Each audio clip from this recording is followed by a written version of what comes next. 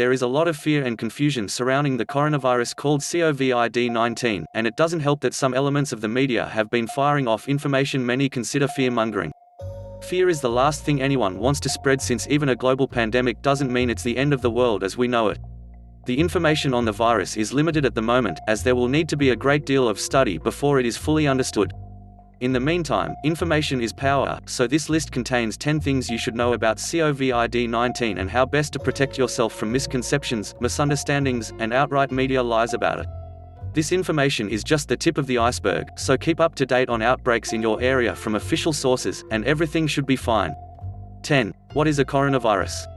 COVID-19 is a coronavirus, which means very little to most people who don't work in virology or immunology.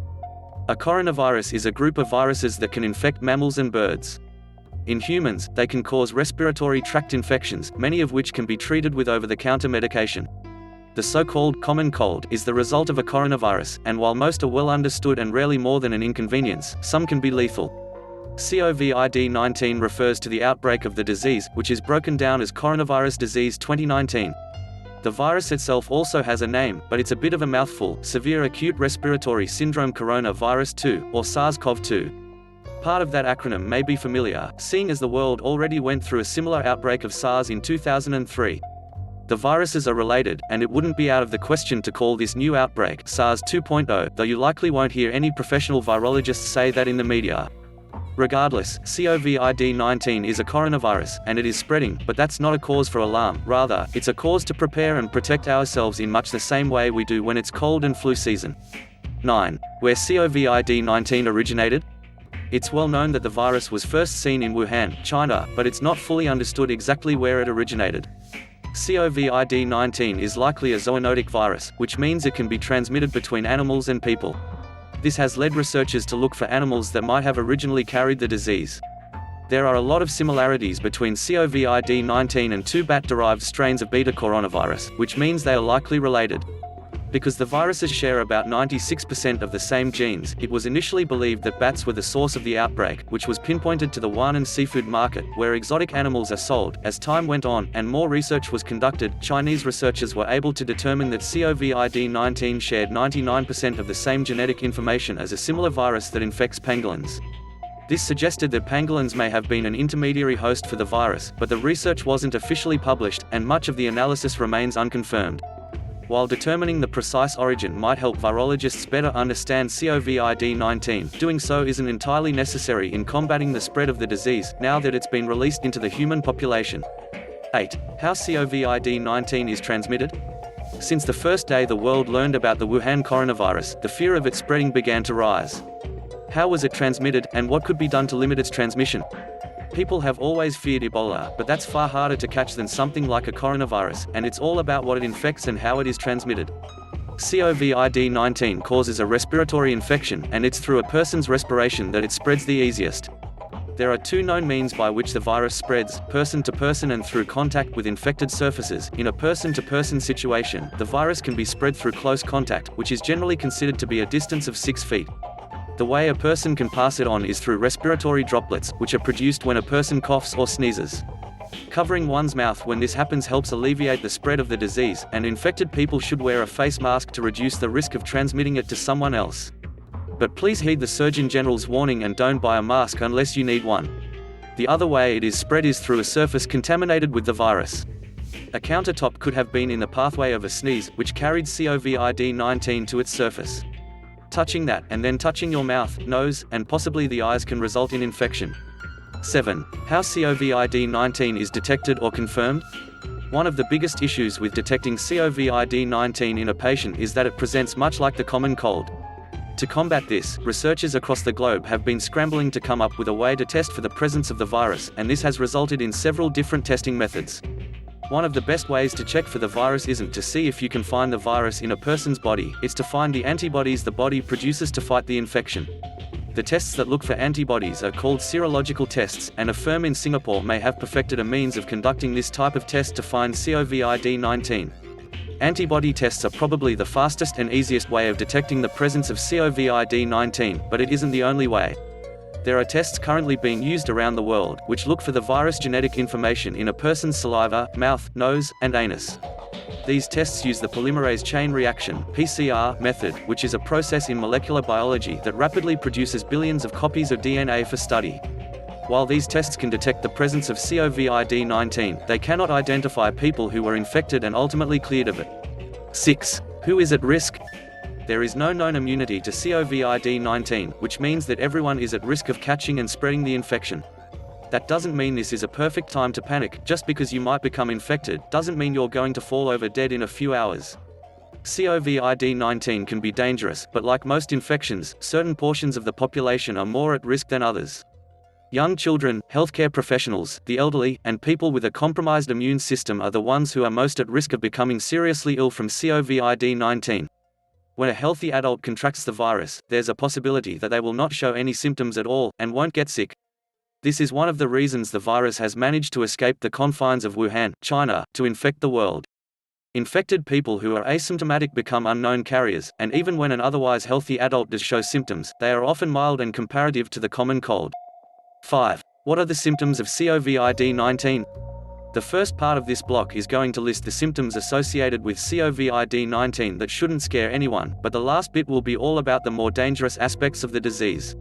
Don't be alarmed, as these are the worst-case symptoms that won't affect most people who are infected. The most common symptoms of COVID-19 are fever, coughing, and shortness of breath.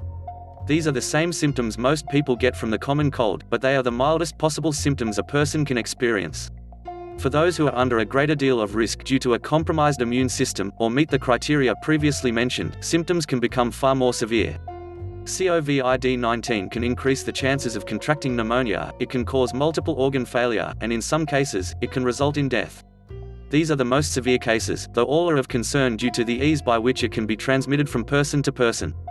4. COVID-19 mortality concerns? Yes, COVID-19 can end a person's life, but that doesn't mean the world will end up like it did in Stephen King's The Stand. The mortality rate for COVID-19 is estimated to be 2.3%, and while that number may seem low, it's not. If you compare the mortality rate of COVID-19 to something more common like the flu, it's considerably higher. The flu has a mortality rate of 0.1%, which sees an average of 1 death per 1,000 people. These numbers are determined via the case fatality rate (CFR), which compares the total number of infected patients with those who succumbed from the disease. While COVID-19 is much higher than the flu, it presents as a mild infection in the vast majority of people who have had it. The majority of people who have died in China have been elderly, and studies of deaths from the virus show that the CFR jumps to 14.8% for people who are 80 and older, while those between the ages of 70 and 79 have a CFR of 8%. For people who were already critically ill when they came in contact with the virus, that number jumps to 49%, suggesting they are the most vulnerable members of the population. 3. Avoid becoming infected. But this was intended to be more of an end-of-the-world type scenario, so take it with a grain of salt, of which there is much to be found in the comments on that list. In reality, there are steps you can take to avoid becoming infected, and chances are, you've been doing them all along. Because COVID-19 is a coronavirus, which is passed in much the same way as a common cold, the best way to keep from getting it is to wash your hands with soap and warm water, avoid touching your face after coming into contact with anything commonly used like doorknobs, and if you have to go outside, try to avoid sick people. Odds are, you do all of that already, so you don't have to let COVID-19 upend your life or your routine. If you have concerns about winding up in a place with a lot of potentially infected people, you can avoid traveling and going to events with crowds, but that may not be necessary. If it makes you feel better to wear a face mask, you can do so, but make sure you get the right kind. The U.S. Food and Drug Administration recognizes 4 off-the-shelf N95 respirators, which may be effective in stopping the spread of COVID-19. 3M particulate respirator 8670F, 3M particulate respirator 8612F, Pasteur F550G respirator, and the Pasteur A520G respirator. These respirators are not suitable for children or men with facial hair, so it's time to say goodbye to that ironic hipster beard. 2. COVID-19, HIV, and other conspiracy theories. One of the reasons there are so many conspiracy theories about viruses like COVID-19 is that few people truly understand it. Hopefully, this list will help with that, but there are people who hear a comment like, this virus may use the packing mechanisms of other viruses such as HIV, and their imaginations tend to run wild. That finding was published by scientists at Nankai University, and it's true. The virus does have an HIV-like mutation, but that doesn't mean someone weaponized a form of HIV in a lab somewhere and released it upon the world, as some conspiracy theories have stated. These same mechanisms appear in many diseases as the result of natural mutations. That remark has everything to do with the means of fighting the spread of infection, and research like this helps push further research, which could hopefully lead to a cure or vaccine. You may have seen other conspiracy theories, including one about a new 5G wireless infrastructure being the cause of the disease, but this is so ridiculously false, it barely deserves mention. The most important thing to do when it comes to hearing these stories is, ask yourself if they make sense, see if they are published by reputable sources, and take a common-sense approach to anything you hear. 1. What to do if you think you're infected with COVID-19. The very first thing you need to do is remember the words printed on the cover of The Hitchhiker's Guide to the Galaxy, which are, "Don't panic." Panicking doesn't help you or your loved ones, so you need to take care of yourself to ensure you don't spread the infection and make sure you get the proper care. If you develop a fever along with symptoms of respiratory illness, you should call your healthcare provider and ask for their advice. They will know the right questions to ask to help determine if you've got the common cold, or if you have something more serious. If you fear you truly did come in contact with someone infected with COVID-19 and are concerned you may have it as well, you need to get tested. Because you're leaving the house to get checked, be responsible, and keep your mouth and nose covered. This will keep you from passing the virus to other people, so if you have a respirator or surgical mask you can use, do so. If not, you can use a scarf or similar article of clothing. Your local hospital may not yet be equipped with testing kits for COVID-19, so call your local public health department for information on the best place to go.